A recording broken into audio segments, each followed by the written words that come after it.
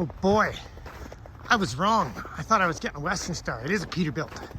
I was looking at the wrong truck. Got a little sleeper.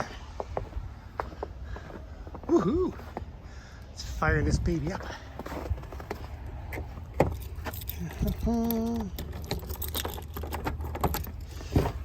Is it clean? Yeah, it's clearer than the other one.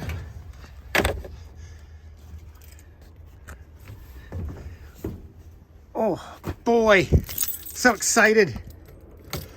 Yeehaw, we got an 18 speed. No more automatic. Spectacular. Boy, this is new.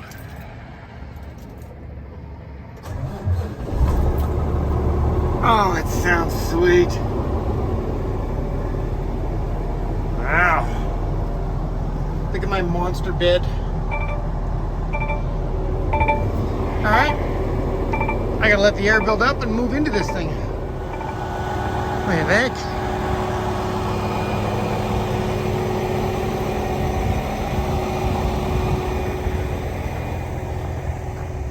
It's actually a shorter trailer setup.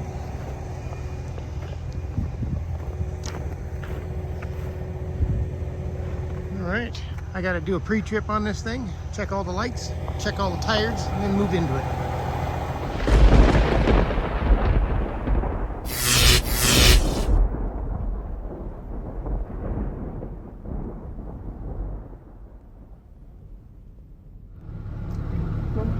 I'm somewhere between Prince George and McBride.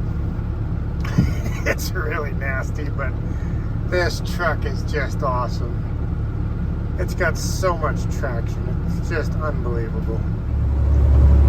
Well, this is quite possibly the best truck I have ever driven. The traction this thing has is unbelievable. The headlights are just awesome.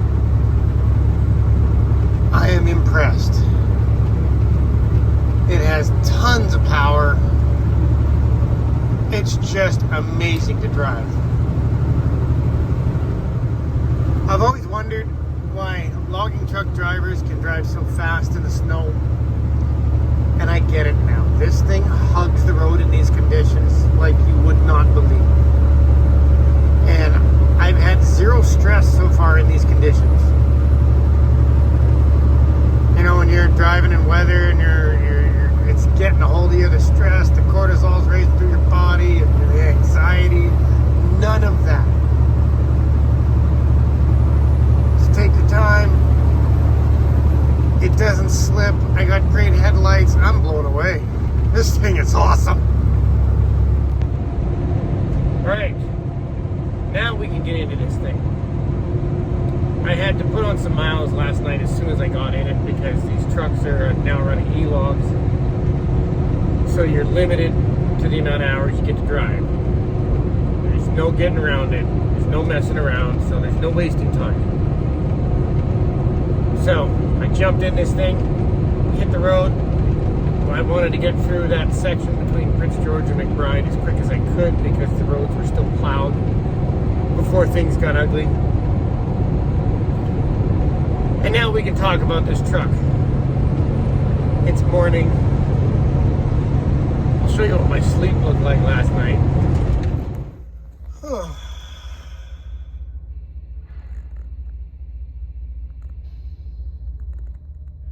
It's kind of bright shining in my face.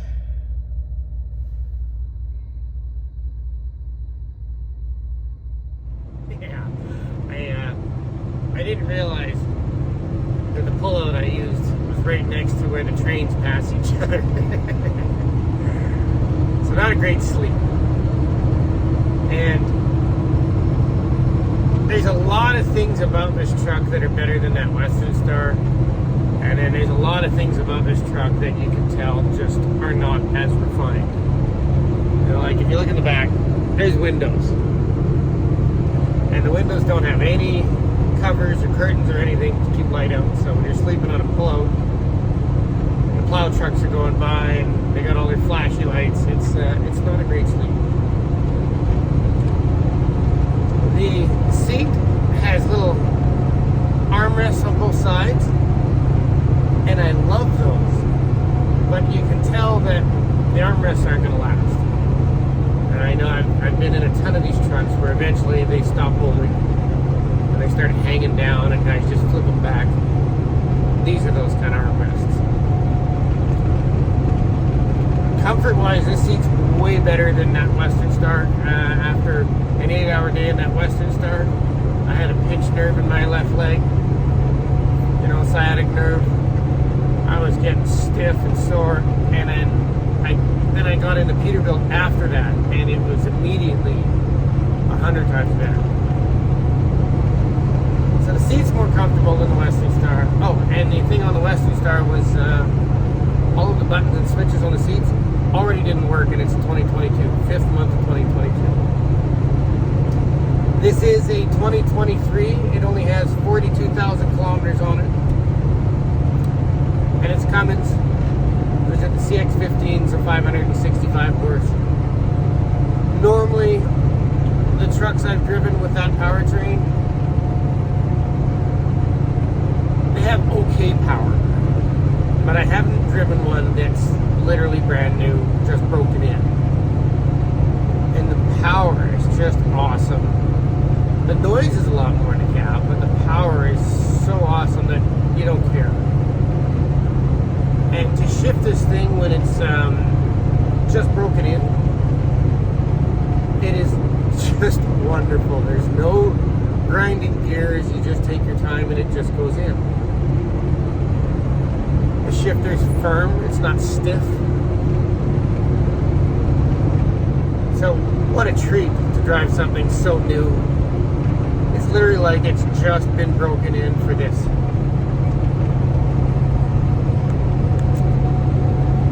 Really love the dash layout. I'll turn the camera around and we'll get into that. All the gauges are so easy to read.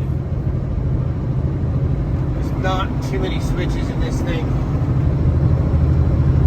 At nighttime, it's not too bright, it's just right. All these trucks have road cameras recording everything all the time. Say you don't want to be pushing your luck and speeding it and driving like an animal. Those days are over. It's a controlled market now.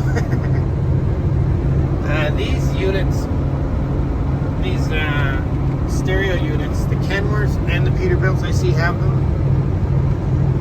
And for some reason, it doesn't matter which truck I get in, I have a horrible time getting it to recognize my iPhone to hook up the Bluetooth. I have not figured out the volume's very limited on this stereo. And the stereo itself is definitely entry level. It's mediocre.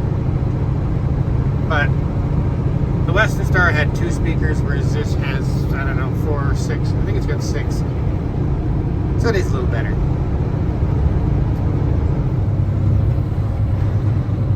Look at these guys.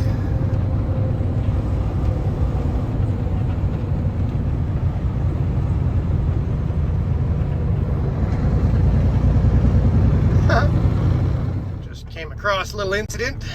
Looks like he went off the road, hit the tree. But there's nobody around.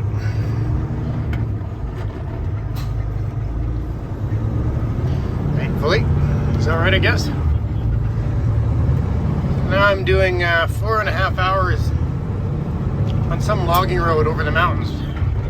The highway's shut down, big crash in a tunnel.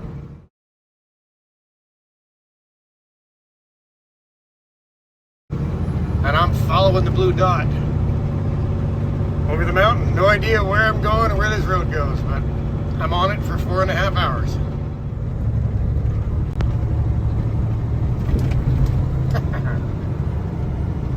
Getting exciting around here. So I was able to... In 500 meters, turn right onto Alberta 47 South. So I was able to go over a mountain pass, because I'm in a logging truck, and just find a different route. At the stop sign, turn right onto Highway 47. And here we are. I'm at the highway. So this is a gravel road that's considered a highway. This section's 110 kilometers long. It feels like you're on top of the world up here. There's not much higher than where I am. This is new. This is different for me.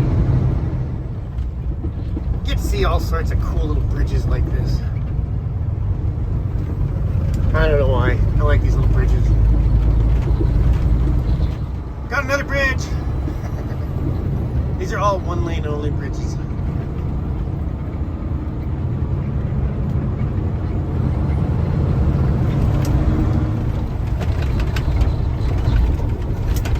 They made it sound like I was going to a mill somewhere. This is a steer trail. There's no mill around here. There's no service out in the middle of nowhere.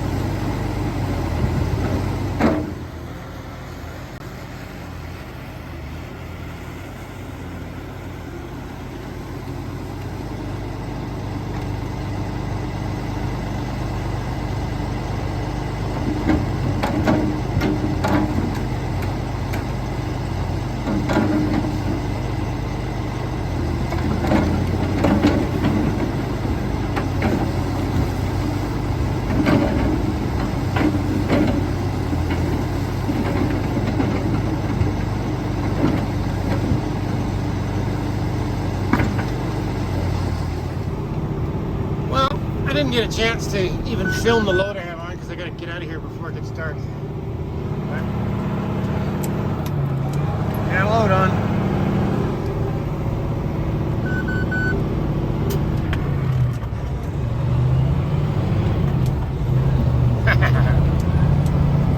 Getting paid to go four-wheeling.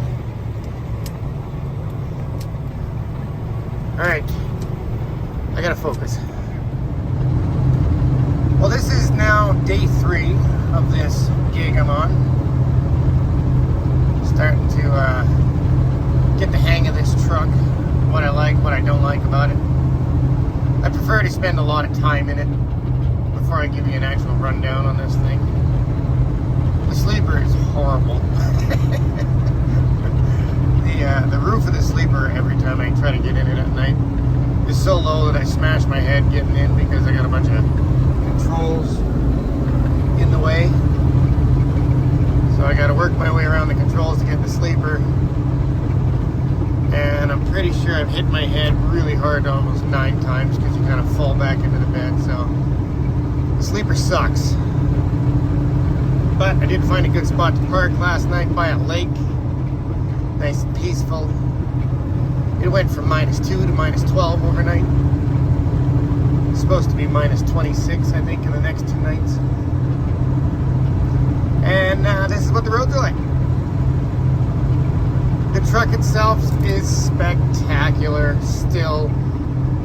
There's been 0 issues with it. It's just awesome. It's a typical Peterbilt. It doesn't have a great turning radius like a lot of the other trucks. You know, the Kenworths and the Western Stars I find have a really good turning radius.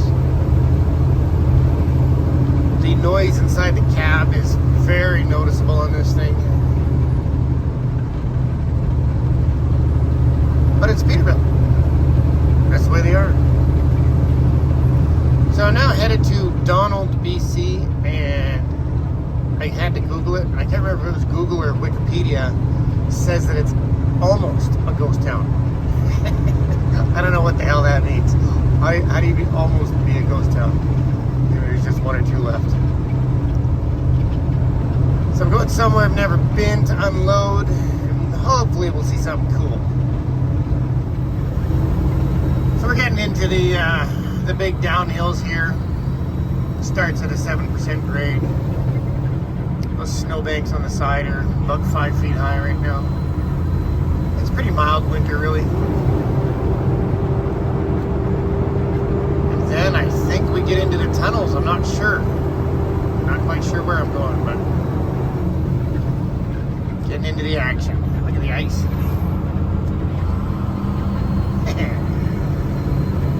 I think it's beautiful. This is typical Canada winter, BC and Alberta. Pretty mountainous, hey?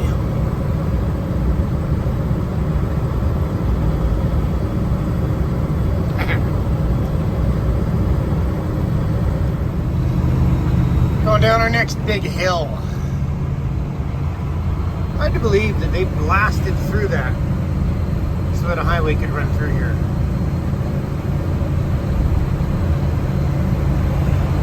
Pretty amazing what humans are capable of now.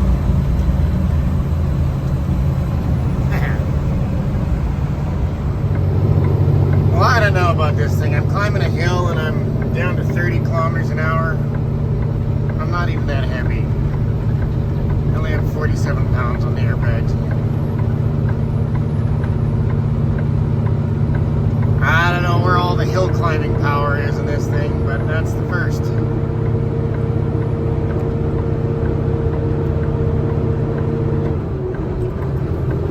Alright, we're coming into Kicking Horse Pass. This is where the whole world between BC and Alberta shuts down anytime a rock falls off the cliff or a vehicle crashes or gets stuck. It decimates the shipping industry for a day or two.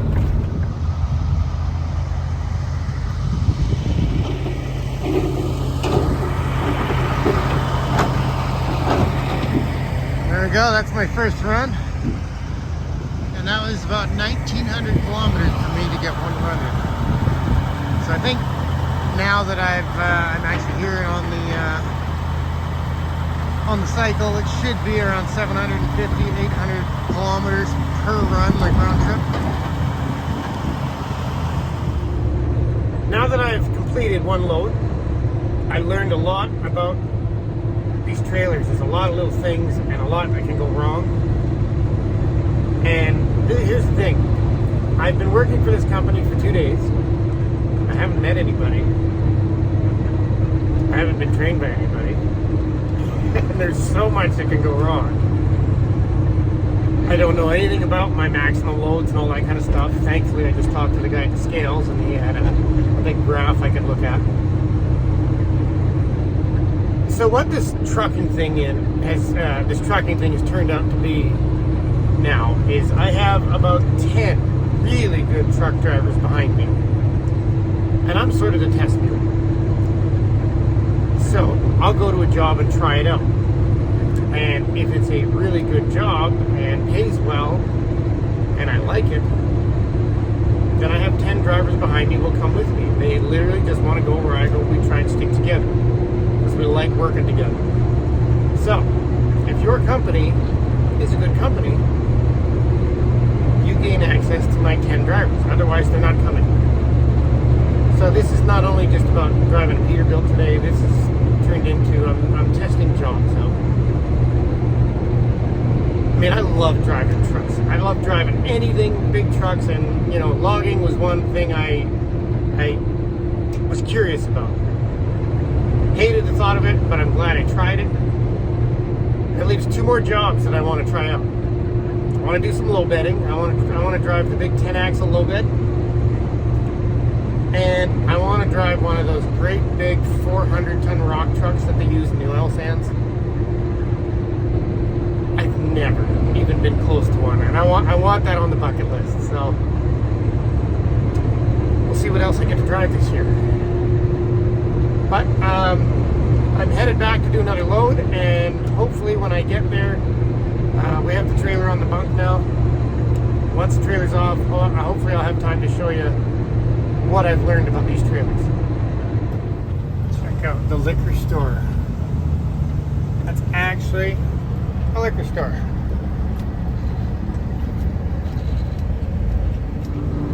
Got quite a windstorm here, making it tough to see the road.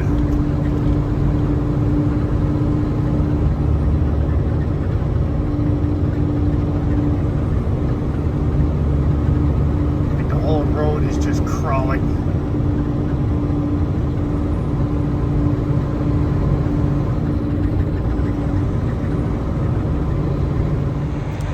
It is now day 4, and I'm just about to deliver my second load. I feel a little rough. But I thought I'd give you a rundown on what I've learned about this trailer yet. I don't know anything about this trailer. I still haven't met anybody from the company. I've just learned stuff from the guy with the grapple who loads me and a skidder operator. But I'll show you on the trailer in case some of you new guys out there need these little tips that I learned along the way. Well, I'm happy to help. So when we load these logs, they don't load the logs further than these U-bolts. That gives you about 2 feet before the hay rack, so you don't run into the cab. We have the bunk set between 4 axles. It spreads the weight nice and evenly between 2 and 2. You got 2 wrappers or binders. I was just talking to another guy who says some loads they run 3, but because these logs are so long, they need a little flex. You got these little carrot pins.